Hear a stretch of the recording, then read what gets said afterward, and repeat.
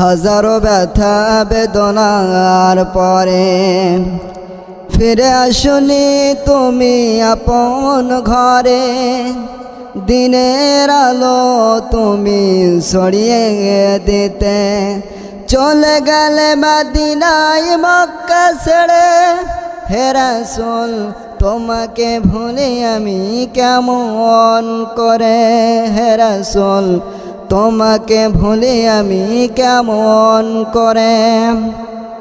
আলহামদুলিল্লাহ, আজকে আমাদের আলোচনার বিষয় হচ্ছে সাহাবীদের ঈমান।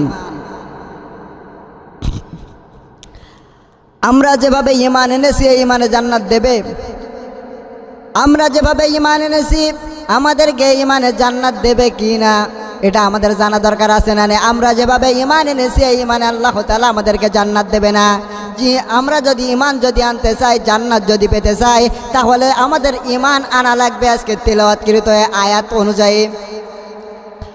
আল্লাহ তাআলা রাব্বুল আলামিন বলেন, ওয়াইদা কিলা লাহুম আমিনু কামা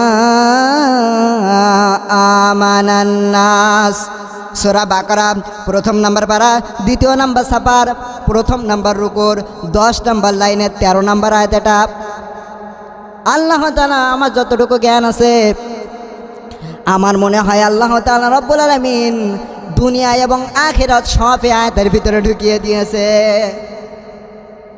আল্লাহ তাআলা রব্বুল আলামিন বলে, ওয়াইদা কিলা লাহুম আমিনু কামা আমানান নাস।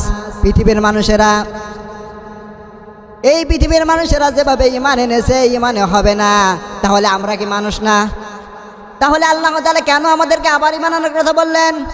আল্লাহ তাআলা রব্বুল আলামিন বলে, তোমরা যেভাবে ঈমান এনেছে ঈমানে হবে না, কোরআনের দাবি অনুযায়ী ঈমান আনা লাগবে। আজ যদি আমরা ঘরে ঘরে চাকরি পেতে চাই, কোরআনুল কারীম ১৫০০ বছর আগে টাটকা চাকরির ঘোষণা দিয়েছে। ওয়ালাউ আন্না আহলাল কুরআ আমানু ওয়াত্তাকাউ লাফাতহানা আলাইহিম বারাকাতিম মিনাস সামাই ওয়াল আরদ। সূরা আরাফ 9 নম্বর পারা 2 নম্বর সাপার, প্রথম নম্বর লাইনে 96 নম্বর আয়াতের প্রথম অংশ। এটা আল্লাহ তাআলা রাব্বুল আলামিন বলেন, দেশের মানুষেরা, জনপদের মানুষেরা যেভাবে ঈমান এনেছে ওই ঈমান অনুযায়ী যদি আঞ্জাম দেয়, আল্লাহর ভীতি অবলম্বন করে, আল্লাহ তাআলা রব্বুল আলামিন বলেন, আসমান এবং জমিনে যতগুলো বরকতের দরজা আছে সবগুলো আমি আল্লাহ তাআলা খুলে দেব। মিনাস সামাই ওয়াল আরদ, আসমান এবং জমিনে যতগুলো বরকতের দরজা আছে সবগুলো আমি আল্লাহ তাআলা নিজে কুদরতি হাতে খুলে দেব। জোরে পড়েন সুবহানাল্লাহ। ভাইয়েরা আমার, বন্ধুরা আমার, তাহলে ঈমান যদি আমরা আনতে চাই, ঈমান আনতে হলে আজকে যদি আমরা এক নম্বরে যদি আমরা বাংলাদেশকে অনশন মুক্ত দেখতে চাই, দারিদ্র মুক্ত বাংলাদেশ যদি আমরা পৃথিবীর মানচিত্রে উপহার দিতে চাই, ডিজিটাল বাংলাদেশ যদি আমরা পৃথিবীর মানচিত্রে উপহার দিতে চাই, তাহলে এক নম্বরে আমাদের ঈমান আনা লাগবে। ঈমান আনতে হলে শর্ত আছে। শর্ত দিচ্ছেন কে? فَمَنْ يَكْفُرْ بِالطَّاغُوتِ وَيُؤْمِنْ بِاللَّهِ فَقَدِ اسْتَمْسَكَ بِالْعُرْوَةِ الْوُثْقَى لَا انفِصَامَ لَهَا وَاللَّهُ سَمِيعٌ عَلِيمٌ। সূরা বাকারা 3 নম্বর পারা, প্রথম নম্বর সাপার, 13 নম্বর লাইনের শেষ নম্বর আয়াত, 256 নম্বর আয়াতের শেষ অংশ। এটা আল্লাহ তাআলা রাব্বুল আলামিন বলে, যদি আল্লাহর ঘোষণা অনুযায়ী যদি কোনো ব্যক্তি ঈমান আনতে চায়, তাহলে তার এক নম্বর শর্ত হচ্ছে তাগুত ছেড়ে দেওয়া লাগবে। তাগুত বাংলাদেশে আছে না নেই? তাগুতের তাগুতের 4টি অর্থ আছে। তাগুত হচ্ছে এক নম্বরে শয়তান, তাগুত হচ্ছে এক নম্বরে নফস যা বলে তাই করে। 2 নম্বরে তাগুত হচ্ছে শয়তান। শয়তান তো আর বাংলাদেশে নেই। শয়তান বাংলাদেশে আছে কিনা প্রমাণ করেন। শয়তান আল্লাহর কাছে প্রধানত 2টা জিনিস চেয়েছে। বাংলাদেশেও যদি কোনো মানুষ এই 2টা জিনিস চায়, বুঝবেন ওইটা টাটকা শয়তান। শয়তান বলেছে, قال أنظرني إلى يوم يبعثون قال إنك من المنظرين সূরা আরাফ 8 নম্বর পারা 11 নম্বর সাবার 3 নম্বর লাইনে 2 নম্বর রুকু 14 এবং 15 নম্বর আয়াত। এটা শয়তান প্রথমত বলেছে আল্লাহ আমি হায়াত চাই কিয়ামত পর্যন্ত। এখনো দেখেন বাংলাদেশে যারা টাটকা শয়তান মার্কা মানুষ, এই শয়তান মার্কা মানুষগুলো বেঁচে থাকে বেশি দিন। এই হাসিনার মতন কোলাঙ্গার মরে, ও চামড়া জড়ো হয়ে যাচ্ছে, মরছে না। এই জন্য বাংলাদেশে শয়তান মার্কা মানুষগুলো এই পৃথিবীতে বেঁচে থাকে বেশি দিন। 2 নম্বরে শয়তান বলেছে আল্লাহ আমি টাকা পয়সা চাই, অর্থ সম্পদ চাই। এই পৃথিবীতে যাদের টাকা পয়সা বেশি, অর্থ সম্পদ বেশি, ওরা আল্লাহ রসুলের বিরুদ্ধে বেশি। তার বাস্তব প্রমাণ লতিফ গাজ্জাব এই বিশ্ব নবীকে গালি দিয়েছিল। ওর টাঙ্গাইলের অর্ধেক ছিল ওর ক্ষমতা, তার ক্ষমতাও ছিল ওই রকম। এই লতিফ গাজ্জাবের মতন কোলাঙ্গার বিশ্ব নবীকে গালি দিয়েছে। বাংলাদেশে 18 কোটি মুসলমানের সন্তান যদি কেউ যদি এই লতিফ গাজ্জাবের পথ অবলম্বন করে, ওর সাথে পথ অবলম্বন করে, কিয়ামতের দিন আমার আল্লাহ তাআলা ওই কুলাঙ্গার সাথে, ওই কুলাঙ্গারের সাথেই তার হাসর হবে।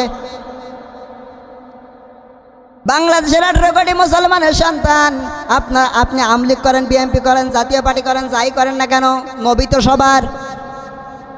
আল্লাহ তাআলা রব্বুল আলামিন বলে ফাকাদ ইসতামসাকা বিল উরওয়াতিল উসকা। আল্লাহ তাআলা রব্বুল আলামিন বলে তোমরা শক্ত মজবুত হাতল ধারণ করেছো, এটা কখনো ছিঁড়ে যাবে না। এবার ঈমান যদি আনতে হয়, মানুষের মতন মানুষ কারা আল্লাহ তাআলা পরিচয় দিচ্ছেন, মুহাম্মাদুর রাসূলুল্লাহ। হে নবী আপনি পৃথিবীর শ্রেষ্ঠ সন্তান না, আপনি পৃথিবীর শ্রেষ্ঠ বাঙালি না, আপনি পৃথিবীর শ্রেষ্ঠ সন্তান মুহাম্মাদুর রাসূলুল্লাহ। আল্লাহ তাআলা এই পৃথিবীতে যতগুলো নবী এবং রাসূল প্রেরণ করেছে, কোন নবীর নামের শেষে রিসালাতের ঘোষণা নেই, কিন্তু যেখানে আল্লাহ তাআলা বিশ্ব নবীর নাম দিয়েছে, সঙ্গে সঙ্গে দিয়েছে মুহাম্মাদুর রাসূলুল্লাহ। বিশ্ব নবীর নাম আল্লাহ যেখানে দিয়েছে, সঙ্গে সঙ্গে রিসালাতের ঘোষণা দিয়েছে।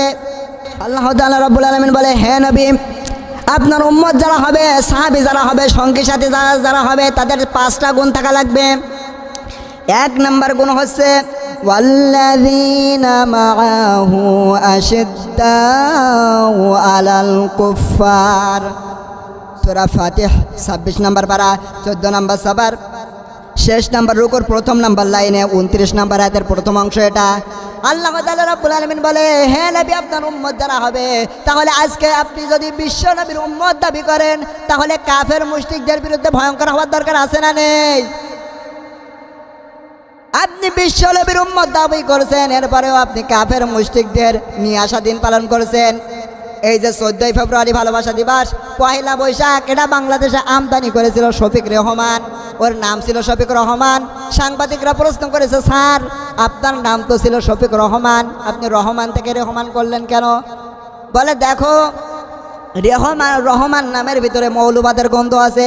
ও বাংলাদেশের 18 কোটি মুসলমানের সন্তানেরা, যে কুলাঙ্গার আল্লাহর নাম রহমান থেকে রেহমান করতে পারে, ওই কুলাঙ্গারের নিয়ে আসা দিন তুমি মুসলমান পালন করো কি করে? আমার যতটুকু গবেষণা, 1 বছরেও যত মেয়ে ইজ্জত হারায় না, আমার মনে হয় এই 14ই ফেব্রুয়ারি ভালোবাসা দিবস পালন করতে গিয়ে এর চেয়ে বেশি মানুষ, বেশি মেয়েরা ইজ্জত হারিয়ে ফেলে। তাহলে বিশ্ব নবীর উম্মত যদি আপনি দাবি করেন, তাহলে কাফের মুশরিকদের বিরুদ্ধে ভয়ঙ্কর হওয়ার দরকার আছে না নেই? আল্লাহ তাআলা রাব্বুল আলামিন বলে হে নবী 3 নম্বরে তাদের গুণ হবে তারাহুম রুকআন সুজদাই ইয়াবতাগুনা ফাদলাম মিনাল্লাহি ওয়া রিদওয়ানা। হে নবী আপনার উম্মত যারা দাবি করবে, তাদের 3 নম্বরে গুণ হবে তারা রুকু অবস্থায়, সেজদা অবস্থায় পাওয়া যাবে। আজকে আপনাদের রুকু অবস্থায়, সেজদা অবস্থায় পাওয়া যায়। বিশ্ব নবীর সাহাবীদের দিকে তাকান, তাদের একটা মাত্র কাপড় ছিল, এরপরেও তারা কখনো জামাতে নামাজ ছেড়ে দেয়নি। হযরতে আব্দুল্লাহ আনসারী রাদিয়াল্লাহু তাআলা আনহু স্বামী স্ত্রীর মাত্র একটা পোশাক ছিল, এরপরেও কখনো জামাতে নামাজ ছেড়ে দেয়নি। আপনার রুকু যদি হয় নেতার জন্য, বাবার জন্য, পীরের জন্য, আজকে আমাদের বাংলাদেশে অধিকাংশ মানুষের রুকু সেজদা ঠিক হয়। যদি নবীদের উম্মত আমরা দাবি করি তাহলে 3 নাম্বার শর্ত আপনার রুকু সেজদা নবীদের জন্য, আল্লাহর জন্য হওয়া লাগবে। মসজিদে আপনার রুকু সেজদা হওয়া লাগবে। কথা বলেন না কেন? 4 নাম্বার আল্লাহ তাআলা বলেন ইয়াবতাগুনা ফাদলাম মিনাল্লাহি ওয়া রিদওয়ানা। আল্লাহ তাআলা বলে, হে নবী, আপনার উম্মত যারা দাবি করবে তাদের 4 নাম্বার শর্ত হবে আমি আল্লাহ তাআলা যে কাজে রাজি ওই কাজগুলো আপনার উম্মতরা করবে। কোরআনের মাহফিল দিলে খুশি হয় কে? কোরআনের মাহফিল দিলে আল্লাহ তাআলা খুশি হয়। এটা বন্ধ করলে নারাজ হয় আল্লাহ। আল্লাহ তাআলা বলেন, হে নবী, তারা ভালো ভালো কাজের আঞ্জাম দেবে, তারা ভালো ভালো কাজে টাকা পয়সা অর্থ সম্পদ দেবে। আর আমি আল্লাহ তাআলা যেটা পছন্দ করি না, ওরা খারাপ কাজে যাবেও না। তাহলে বিশ্ব নবীর উম্মত যদি আমরা দাবি করি তাহলে আমাদেরকে এই 5 টাকা ছেড়ে দেওয়ার দরকার আছে না নেই? ভাইয়েরা আমার, বন্ধুরা আমার, আজকে বাংলাদেশে ইসলাম থাকবে কি থাকবে না? বাংলাদেশে ইসলাম থাকবে কি থাকবে না এই নিয়ে দুশ্চিন্তা আছে। আজকে আমাদের বেশিরভাগ মানুষের ভূমিকা পালন করা দরকার হুজুর আর টুপিওয়ালাদের। কারণ আমরা যদি বলি আমরা নিরপেক্ষ তাহলে দেশে ইসলাম থাকবে।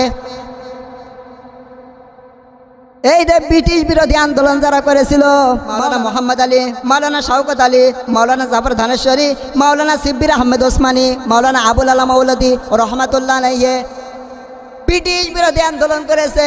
জিল্লতির সাথে তাদের বিদায় হয়েছে। দেখেন, আল্লাহ তাআলা রব্বুল আলামিন বলে, যদি কোনো ব্যক্তি মানুষের অধিকার প্রতিষ্ঠার জন্য যে যতটুকু এগিয়ে যাবে আমি আল্লাহ তাআলা রব্বুল আলামিনের রহমত তার দিকে ততটুকুই অগ্রসর হবে। আপনি মানুষের হক প্রতিষ্ঠার জন্য যতটুকু এগিয়ে যাবেন আল্লাহ তাআলা আপনার রহমত আল্লাহর রহমত আপনার দিকে ততটুকুই এগিয়ে দেবে। মানবতা এখন দুশ্চিন্তা আছে। ওয়ামা লাকুম লা তুকাতিলুনা ফি সাবিলিল্লাহি ওয়াল মুস্তাদআফিন মিনার রিজালি ওয়ান নিসাই ওয়াল উলদান। সূরা নিসা 5 নম্বর 8 নম্বর সাবার 75 নম্বর আয়াত। এটা আল্লাহ তাআলা রব্বুল আলামিন বলে, কি হয়েছে তোমাদের? কেন তোমরা যুদ্ধ করছো না, সংগ্রাম করছো না? কত আবাল বৃদ্ধা বনিতা, নারী পুরুষ কিশোর যারা আর্তনাদ করছে, আল্লাহ তোমার পক্ষ থেকে একজন মিল্লা দোঙ্কা নাসির, তোমার পক্ষ থেকে একজন সাহায্যকারী পাঠিয়ে দাও। এখনো দেখেন, যারা সেই সময় ব্রিটিশ বিরোধী আন্দোলন যারা করেছিল তাদের জীবন, মাওলানা আবুল আলা মৌলদী রহমাতুল্লাহ আলাইহির নাম শুনলে মানুষ আজ দোয়া করে, কিন্তু সেই সময় যারা ছিল তাদের বিরোধী, তাদের নাম শুনলে, এখনো যারা তাদের ইসলাম বিরোধী আছে ওদের নাম শুনলে মানুষ দোয়া করে। তাহলে আপনি মানুষের হক প্রতিষ্ঠার জন্য যতটুকু এগিয়ে যাবেন আল্লাহ তাআলা আল্লাহর রহমত আপনার দিকে ততটুকু এগিয়ে দেবে। ভাইরা আমার, বন্ধুরা আমার, তাহলে সেই সময় যারা ইসলাম বিরোধী ছিল তাদের নাম শুনলে আজ মানুষ দোয়া করে। মুআজ ইবনে জাবাল রাদিয়াল্লাহু তাআলা আনহু থেকে বর্ণিত, তিনি বলেন, বিশ্বনবী সাল্লাল্লাহু আলাইহি ওয়াসাল্লাম বললেন, আমার উম্মতের ভিতরে এমন একটা সময় আসবে, আল্লাহর নবী বলেন, হে আমার উম্মতেরা, তোমরা কখনো হাদিয়া তোহফা গ্রহণ করবা ওই পর্যন্ত যতক্ষণ পর্যন্ত ওইটা সুদের টাকা ঘুষের টাকা না হয়। যদি ওইটা সুদের টাকা ঘুষের টাকা হয় তাহলে ওই হাদিয়া তোহফা গ্রহণ করা যাবে।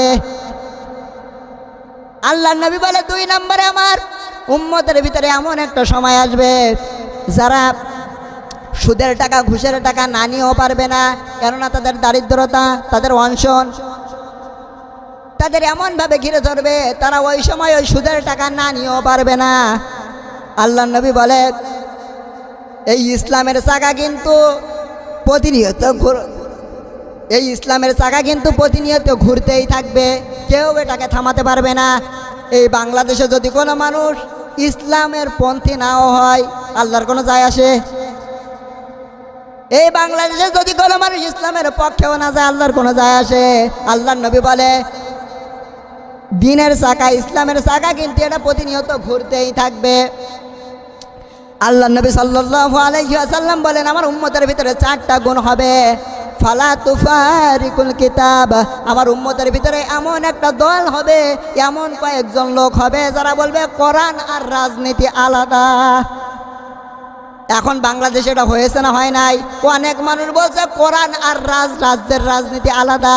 আল্লাহর নবী বলে, বিশ্বনবী সাল্লাল্লাহু আলাইহি ওয়াসাল্লাম বললেন তোমরা কখনো কোনোদিনও কোরআনের রাজনীতি ছেড়ে দেবা না।